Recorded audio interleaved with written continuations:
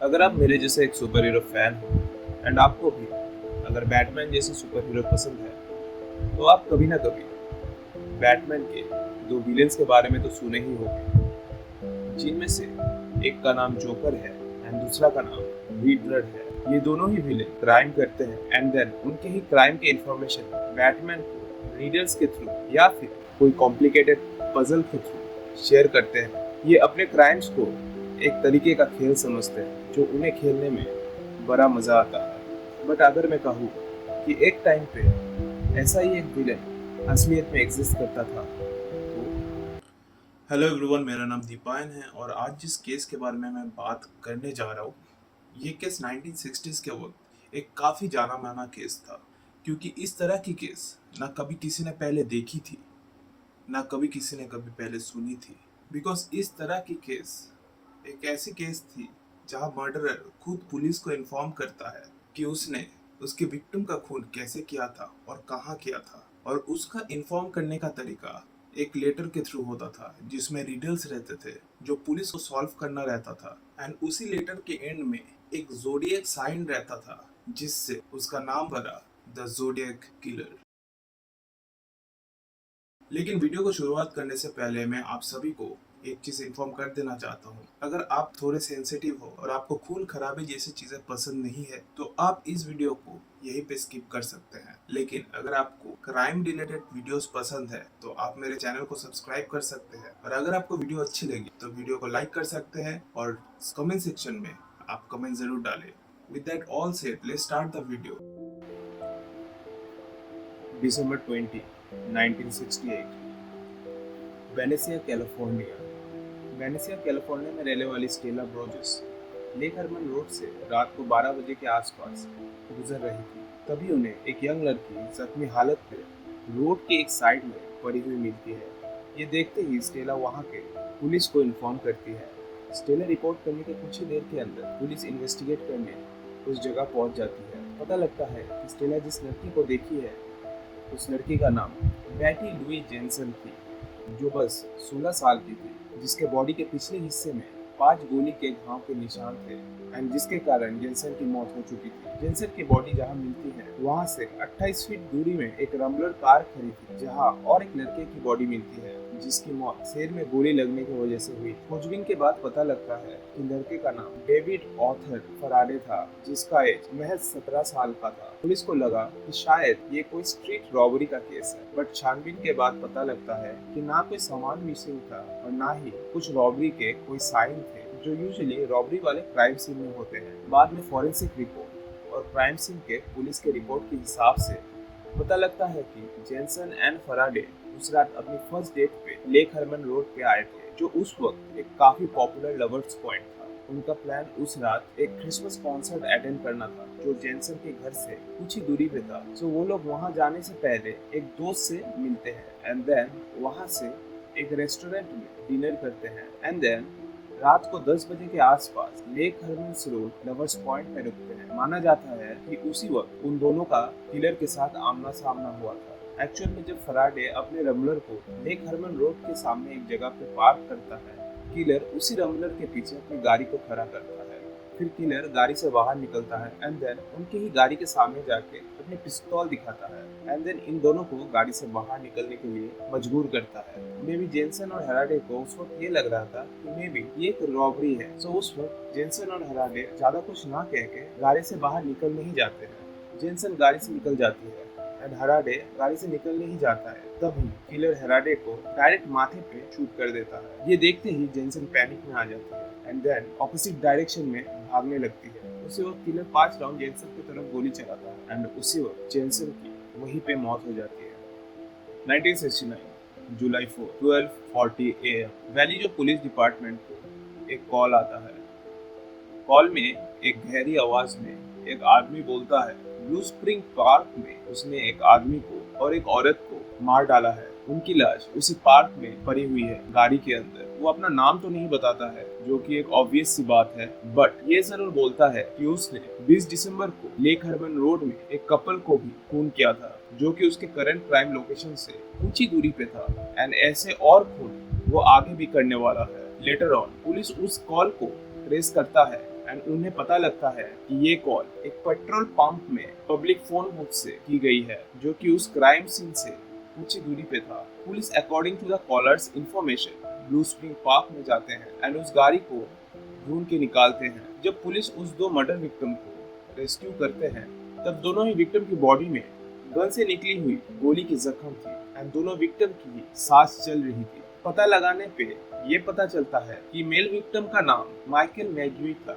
जो कि उस वक्त सिर्फ 19 साल का था, एंड फीमेल विक्टिम का नाम डार्लिन एलिजाबेथ फेरिन था, जो कि बस 22 साल की थी। माइकल तो उस अटैक को सरवाइव कर लेता है, पर डार्लिन की हॉस्पिटल पहुंचते ही मौत हो जाती है। पुलिस की इन्वेस्टिगेशन और माइकल के होश के आने के बाद पूछताछ से पुलिस को पता लगता है डार्लिन फेरिन एक रेस्टोरेंट में वेट्रेस की काम करती थी और शादीशुदा थी, जिसका अफेयर माइकल से चल रहा था। पता लगता है कि उस रात डार्लिन और माइकल दोनों एक साथ माइकल के गाड़ी में ब्लू स्प्रिंग आए हुए थे। माइकल गाड़ी को पार्किंग लॉट पे पार्क करता है, तभी एक लाइट ब्राउन कलर की फोर्ड मस्टैंग कार माइकल के गाड़ी के पीछे पार्क होता है, बट वो गाड़ी से कोई नहीं निकलता है एंड कुछ ही मिनटों के बाद वो गाड़ी वहां से चली जाती है एंड फिर वापस उसी जगह आती है। फिर उस कार से एक इंसान निकलता है और उस इंसान के हाथ में एक टॉर्च और एक गन, और वो इंसान माइकल और डार्लिन के गाड़ी की तरफ अप्रोच करता है एंड उस वक्त उस पार्किंग लॉट में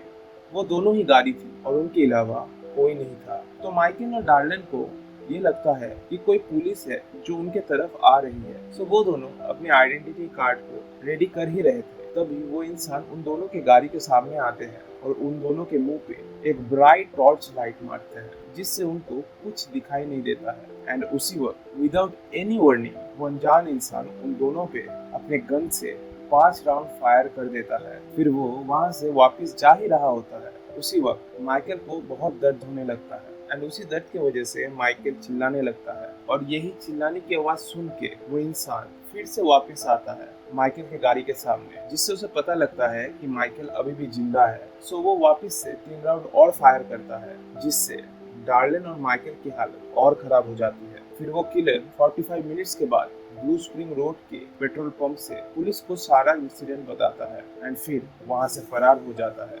माइकल के हिसाब से ये कत्ल के पीछे डार्लिन के फर्स्ट एक्स हस्बैंड का हाथ था, but due to lack of evidence ये शक भी खारिज हो जाती है। अकॉर्डिंग टू माइकल, उसने किलर का एक झलक देखा था जब वो सेकेंड टाइम उन दोनों को शॉट करने आता है। माइकल के हिसाब से किलर एक आदमी है जो 28 से 30 साल का होगा। वो एक वाइट स्किन वाला आदमी था जिसके बाल ब्राउन रंग के थे, जो लगभग 5.8 फीट हाइट का होगा और 80 से 90 किलो का हो सकता है।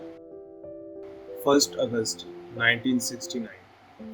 इस इंसिडेंट के कुछ दिनों बाद ही 1 अगस्त 1969 को the San Francisco Chronicle and the San Francisco Examiner, जो कि फेलिजो के पॉपुलर न्यूज पब्लिशर्स थे, उनको एक लेटर्स आती है जो कि उस अनजान किलर की तरफ से था। इन सारे लेटर्स के साथ किलर ने 3 पेजेस भी भेजे थे, जिसमें 408 सिंबल का क्रिप्टोग्राम था। उस लेटर में यह बताया गया था कि इस पजल में किलर की आइडेंटिटी छुपी हुई है। अगर कोई इसे सॉल्व करता है तो उसे किलर की आइडेंटिटी पता चल जाएगी। और किलर की तरफ से उस लेटर में यह भी वार्न किया गया था कि उस लेटर को और उस पजल को न्यूज़ पब्लिशर्स अपने अपने न्यूज़पेपर पे छापे। अगर ऐसा नहीं किया तो किलर उस टाउन में और कत्लेआम मचाएगा। और लेटर के एंड में एक सर्कल के बीच एक क्रॉस साइन बनाया गया था एंड इसी साइन की वजह से किलर का नाम ज़ोडिएक किलर रखा गया। So as per the killer, उन न्यूज़पेपर पब्लिशर में से एक पब्लिशर सैन फ्रांसिस्को क्रॉनिकल ने उन क्रिप्टोग्राम्स को अपने न्यूज़पेपर में छापा एंड उसी पोस्ट के पास में वैलिजो के पुलिस चीफ जैकी स्टील्स के तरफ से किलर के लिए एक मैसेज भी लिखा था, ये कहते हुए कि जो लेटर किलर ने भेजा था वो पूरी तरह कन्विंसिंग नहीं है, बिकॉज इस लेटर में डिटेल्स की कमी थी। उस मैसेज में ये भी लिखा गया था कि अगर जो ये लेटर भेजा है वो असलियत में ज़ोडिएक किलर है तो वो किलर और एक लेटर भेजे जिसमें डिटेल में इंफॉर्मेशन दिया गया है। ये एक पुलिस की स्ट्रेटेजी थी जो पुलिस इस्तेमाल कर रही थी to get more information. Police का एक्सपेक्टेशन ये था कि वो उस किलर को किसी तरह ट्रिगर कर दे ताकि किलर कोई गलती कर बैठे और लेटर के थ्रू वो कुछ इन्फॉर्मेशन पुलिस को और दे दे। अगस्त 7, 1969, according to the expectation, Zodiac killer की सेकंड लेटर और एक publisher the San Francisco Examiner के पास आती है। For the first time killer ने अपने आप को एज ए ज़ोडिएक किलर बताया है। ये लेटर पुलिस चीफ जैक ई स्टील्स को रिप्लाई करते हुए किया गया था। उस लेटर में किलर ने अपने पिछले 3 मर्डर के बारे में बताया जो पुलिस अभी तक पब्लिक में रिलीज नहीं की थी, जिससे ये कंफर्म हो जाता है कि ये लेटर किलर के तरफ से ही है। लेटर में किलर ने फिर से ये मेंशन किया कि अगर पुलिस ज़ोडिएक किलर की भेजी हुई पजल को सॉल्व करता है तो उन्हें किलर की आइडेंटिटी मिल जाएगी। अभी बहुत ऑथर्स का भी मानना है कि ज़ोडिएक किलर जो था वो काफी ज्यादा इंस्पायर्ड था एक टीवी सीरीज के ऊपर जिसका नाम था एल्फ्रेड हिचकॉक, जो 1955 में टीवी में टेलीकास्ट होता था। उसमें एक एपिसोड था जिसका नाम था म्यूजियम पीस, जिससे ज़ोडिएक किलर काफी ज्यादा इंस्पायर्ड था अकॉर्डिंग टू द ऑथर्स, जिन्होंने भी ज़ोडिएक किलर के ऊपर रिसर्च की थी और बुक्स लिखी थी। अगस्त 8, 1969 सेलिनस कैलिफोर्निया में रहने वाले एक कपल, जिन दोनों का नाम डोनाल्ड एंड बेटी हार्डन था एंड दोनों ही टीचर्स थे, दोनों हस्बैंड वाइफ मिलके उन 3 क्रिप्टोग्राम में से एक क्रिप्टोग्राम को सॉल्व कर दिया था। पता लगता है कि एक क्रिप्टोग्राम वाले पेज में किलर ने एल्फ्रेड हिचकॉक प्रेजेंट्स के टीवी सीरीज के एपिसोड म्यूजियम पीस से रिलेटेड एक रेफरेंस दिया जो कि था द मोस्ट डेंजरस गेम, और एक मैसेज था जो कि ये बता रहा था कि ये ज़ोडिएक किलर लोगों को इसलिए मार रहा है क्योंकि उसे उसके आफ्टर लाइफ के लिए स्लेव्स चाहिए और वो लोगों के सोल्स को कलेक्ट कर रहा है ताकि वो मरने के बाद उस सोल्स को एज ए स्लेव ट्रेड कर सके। इसके अलावा किलर की कोई भी आइडेंटिटी उस क्रिप्टोग्राम में नहीं छुपी थी।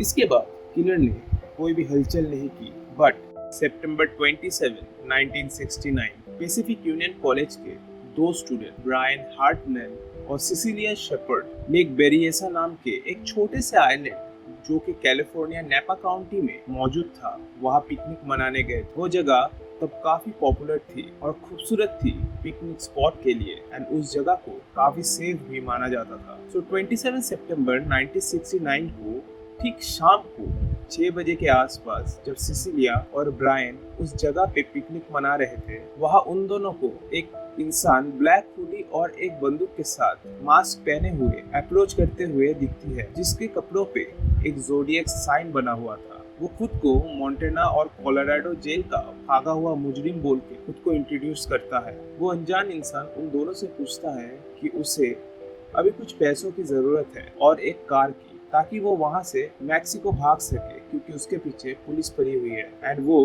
किसी को कोई नुकसान नहीं पहुँचाएगा। According to the instruction Brian अपने कार की कीज और वॉलेट उस इंसान को दे देता है। उसके बाद वो अनजान इंसान सिसिलिया को एक जिप टाई देता है और बोलता है कि ब्रायन के हाथ को अच्छी तरह पीछे से बांध दे।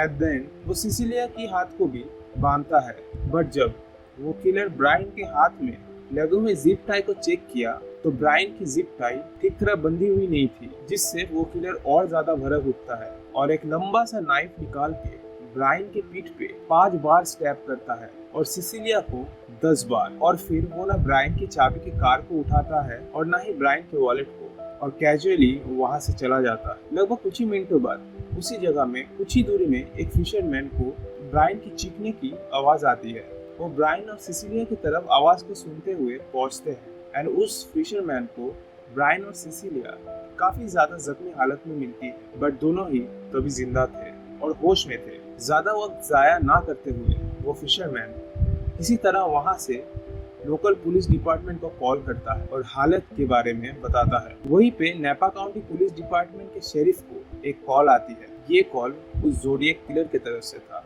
जो शेरिफ को उसके क्राइम सीन के बारे में बताता है कि उसने और 2 मर्डर किया है। तो पुलिस उस कॉल को ट्रेस करते हुए एक कार वॉश तक पहुंच जाती है। पता लगता है कि उस किलर ने एक कार वॉश के पास एक फोन बूथ से कॉल किया था। वो बूथ के पास पे पुलिस पहुंचते ही पुलिस को उस फोन पे लगे गीले हाथों के निशान मिलते हैं जो अभी तक सूखे भी नहीं थे एंड वहीं से पुलिस को किलर की फिंगरप्रिंट्स मिलती है और पता लगता है कि किलर कुछ ही देर पहले यहाँ से फरार हुआ है। दूसरी जगह ब्रायन और सिसिलिया वहीं पे जख्मी हालत में पड़े हुए थे एंड पुलिस और एम्बुलेंस को वहाँ पहुँचते पहुँचते लगभग, जिसके कारण हेवी लॉस की वजह से ब्रायन और सिसिलिया की हालत और भी ज्यादा क्रिटिकल हो गई थी पुलिस को ब्रायन के कार के पास किलर की कार की ट्रैक के निशान भी मिलते हैं और उस जगह किलर की 10.5 साइज की पैरों के निशान मिलते हैं। पैरों के निशानों से ये भी पता लगता है किलर 90 to 95 केजी का एक इंसान होगा। इवेंचुअली जब एम्बुलेंस और मेडिक उस क्राइम लोकेशन में पहुंचते हैं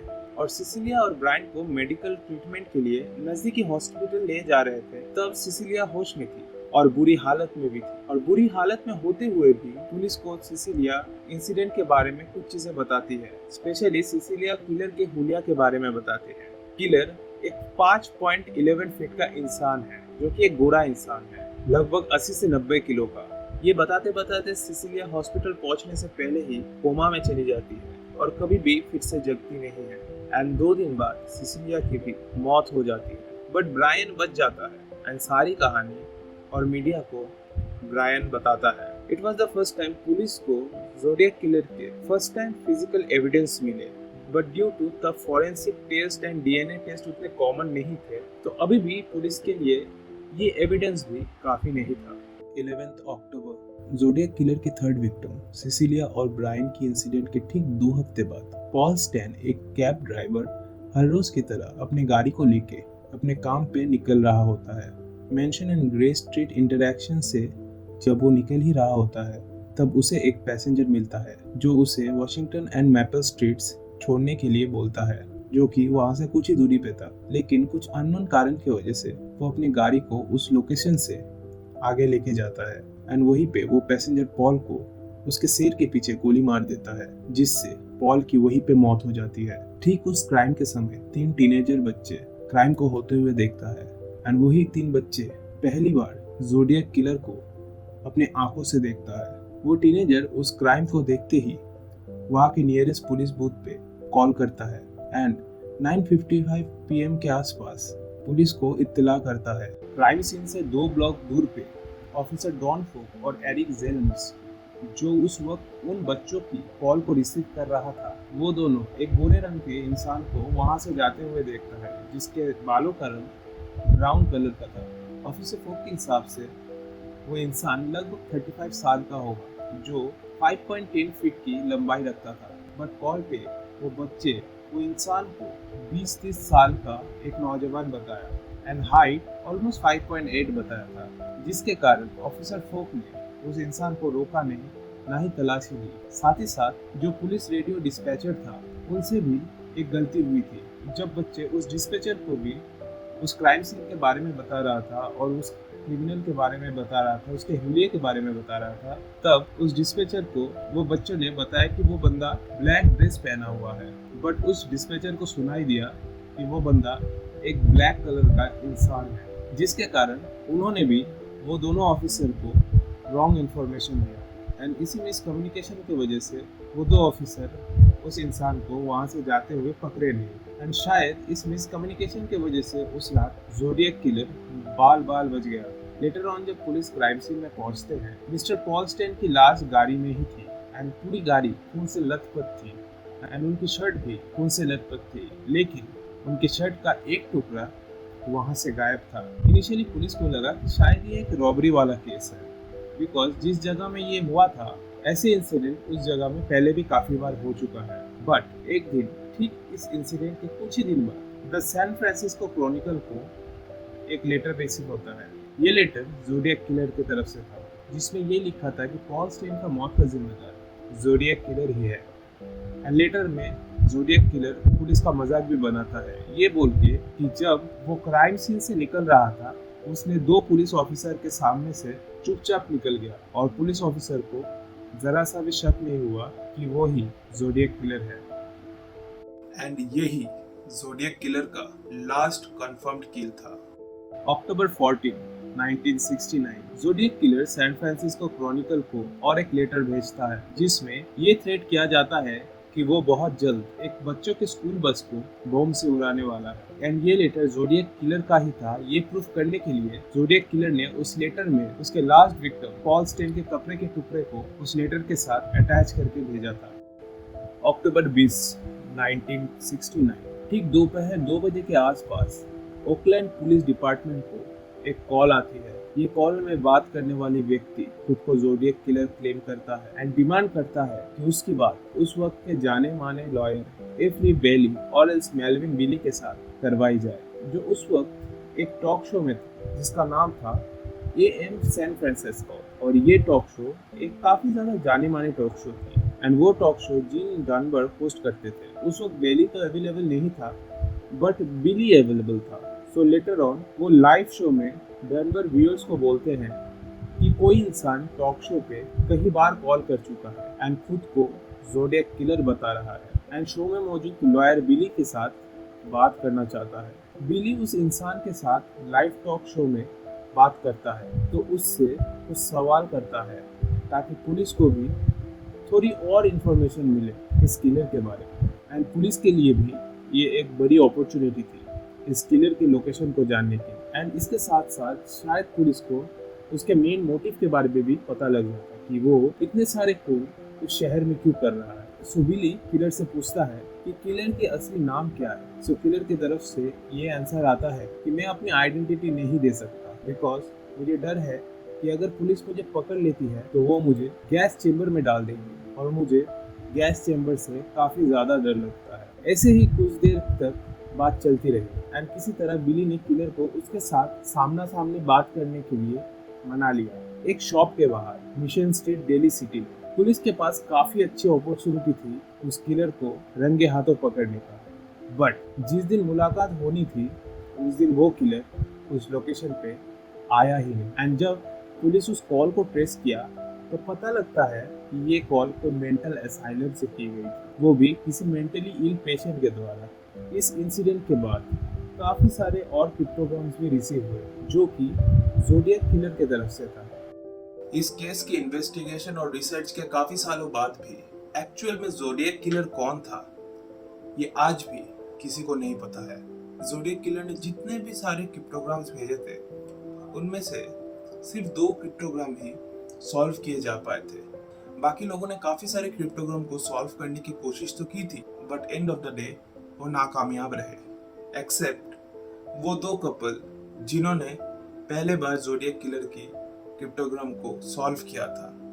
एंड रिसेंटली और एक क्रिप्टोग्राम को सॉल्व किया गया था जो कि 2020 दिसंबर में किया गया था एक इंटरनेशनल टीम के द्वारा।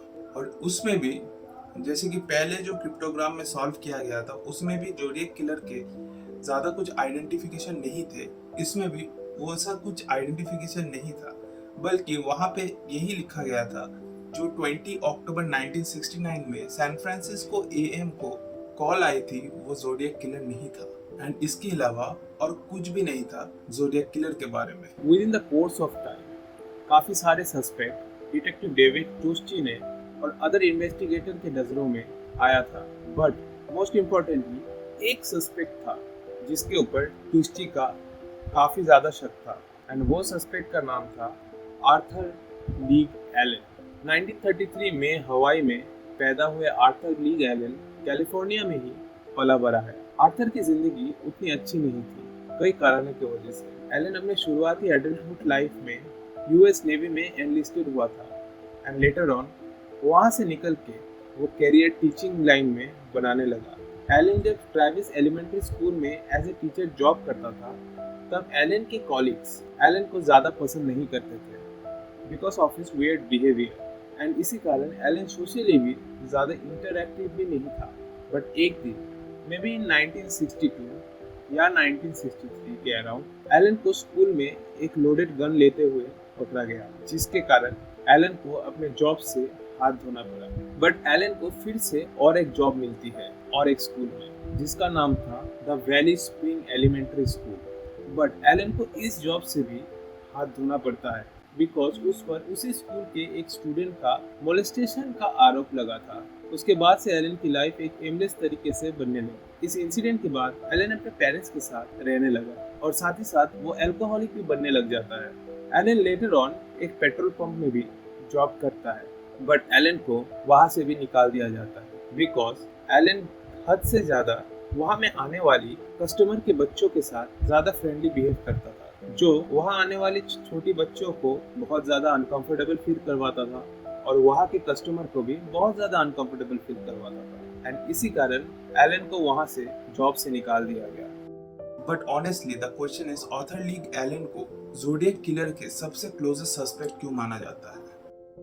डेविड टूस्ची और पुलिस के काफी बैकग्राउंड इन्वेस्टिगेशन की वजह से पुलिस और टूस्ची को काफी ज्यादा सिमिलरिटीज मिलती है ज़ोडिएक किलर के साथ एलन की। नंबर 1, एलन एक चाइल्ड मोलेस्टर था एंड स्कूल में गन लेते हुए भी पकड़ा गया था। नंबर 2, जो भी एलन के क्लोज थे वो सब एलन के बिहेवियर को अजीब समझते थे। एलन की सिस्टर के हिसाब से एलन अपने बचपन में जिंदा जानवर को और इंसेक्ट को मारना काफी ज्यादा पसंद करता था, जो कि काफी अनयूजुअल है एक छोटे बच्चों के बिहेवियर के हिसाब से। एलन ने ठीक 1969 की शुरुआत में एलन ने अपने बेस्ट फ्रेंड को एक बुक लिखने की इच्छा बताई थी, जहाँ उसके बुक में एक मर्डरर का नाम ज़ोडिएक होगा जो लोगों को खून करता है एंड पुलिस एंड मीडिया को टॉन्ट करता है।